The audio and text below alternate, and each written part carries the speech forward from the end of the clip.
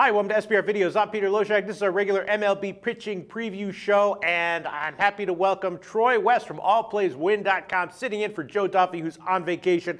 Troy West, everyone knows what his deal is. He went 24-10-1 against the spread for free in our videos in the NBA playoffs this year. Unbelievable, Troy West. He's done awesome long-term in football with us. And Troy West, you cover baseball as well? Absolutely. We've been covering it. It's been a great season so far. Hopefully it'll be a breath of fresh air, maybe even an upgrade. Now, I like Joe Duffy, but hey, no, we've been covering baseball, doing a great job with it. You really got to pick your spots. I'm sure you guys know that, and yes. And I hope we can offer out some quality advice for the bettors that are out there. Okay, well, that's what we're looking for, Troy West. Thanks so much for doing this show with us. I guess the first thing I want to ask you about from the card for June 30th is Justin Verlander, right? He came back. Didn't do so well off of the DL, and then right 2 starts later, he's having back issues once again, and he's supposed to be pitching here. Got to assume he's going to be vulnerable and get hit. And then the other side, Gerrit Cole is, coming off his first bad start in a long time, but I think we have to assume that that's sort of a blip and that he's going to bounce back here with a strong start, or maybe not, but I'm assuming Justin Verlander is going to get hit, right? Yeah, no, Verlander's always the mystery guy over the last few years, Pete. You really don't know what you're going to get. He still has, in my eyes, big game potential, but he's not throwing that 97, 98, 99 mile per hour fastball. His consistency, and then obviously the injury bug has been killing him.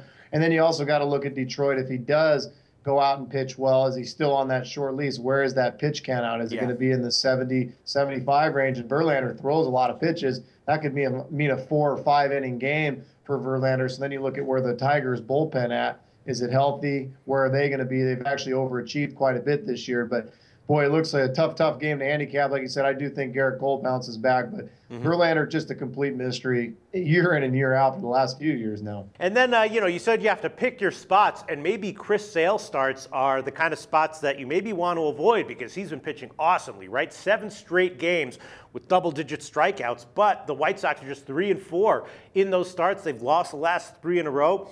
And on Tuesday, he's going to be starting against St. Louis. St. Louis is exactly the kind of team that you don't want to bet against, the kind of team that can beat a guy like Sale. And Lance Lynn on the other side, he's had some health issues, but his first start back from a right forearm strain looked like it was pretty good when he's on. He is the kind of guy who can match Sale. Do you want to bet against Sale? I don't know, but do you want to bet on the White Sox, considering how they've done in his starts? I don't think so. It's an interesting situation. What's your take on Chris Sale and Lance Lynn? Yeah, great matchup here without a doubt. I've seen that over-under at 6.5, obviously very low, but for the right reasons. Game isn't in St. Louis. Two teams that, St. Louis finding ways to win game in and game out. They've just been, without a doubt, the hottest team in baseball and the most consistent team in baseball. So it'd be really, really tough to bet against them, especially at home in their ballpark. Lance Lynn, very comfortable there. Chris Sale, like you said, Pete, he's been pitching outstanding, but they can't win for him. Yeah. So, White Sox are a slight underdog in this game.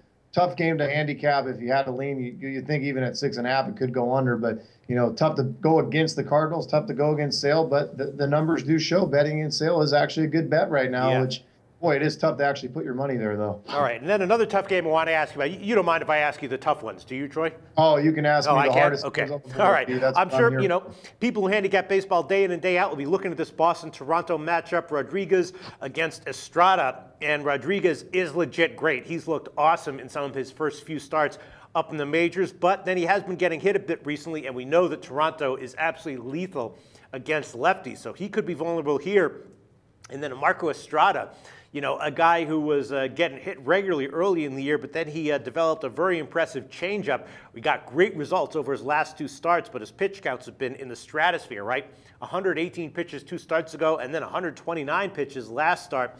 So, he could possibly get hit as well here, but, based on his last 2 starts, he's looked awesome. Tough pitching matchup, and it'll be interesting to see if you have any lean one way or another on this game. What do you think, Troy? Yeah, Toronto's lineup's just been outstanding. But you look at the runs that this team has scored over the past few weeks. It's just been unbelievable. We all know about their winning streak that they hit, and they still are finding ways to win baseball games. We know Boston's been banged up. Hanley Ramirez looks like he may be on the shelf here for a little bit. Boston just a really, really tough team to bet. I think they've been good fade material throughout the course of the year. Can they turn it around and make a real push? I doubt it. Like you said, Rodriguez has been really, really solid. But at the same time, it's really tough to back him at the same point. So for me, you'd probably have to lean on the over. But yeah, that's what I was thinking. or even lean Blue Jays.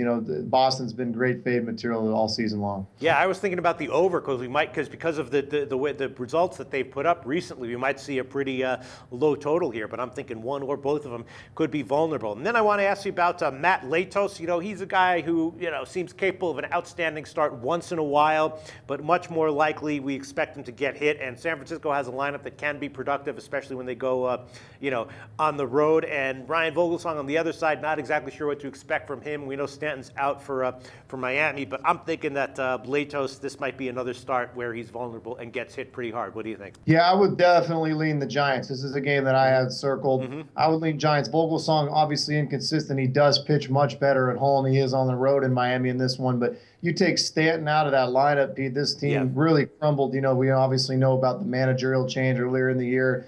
This team really, had high expectations. A lot of people even picked them to win the World Series, for God's sakes. And they've crumbled, and now you lose your best hitter off that team. Where's the mentality out of the Marlins? The Giants, surging right now, playing good baseball right behind the Dodgers.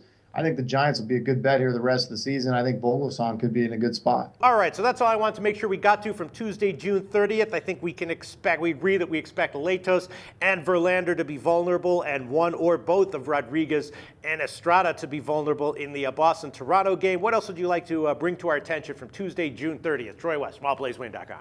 Yeah, Pete, I got one game for you. We covered most of the ones that I had circled, but I think the Yankees-Angels game is going to be intriguing tomorrow. You got Ivan Nova making his second start. Looked really good in his first one, but he's just a guy that, he's one of those guys that goes 6 innings, 4 or 5 runs, never really consistently good, never really a shutdown pitcher going up against a really good Angel lineup that's been hot as of late. We know Albert Pujols is really taken off. Trout's not even necessarily hitting well, but they're still putting up runs. And then you got Andrew Henney, a young kid, going for the Angels. That over-under right now is at 8. Just a possible lean on the over, nothing official. But I think Ivan Nova is bound to get bounced around a little bit. And then having a young guy, on a short leash, that Angel bullpen, nothing to speak of.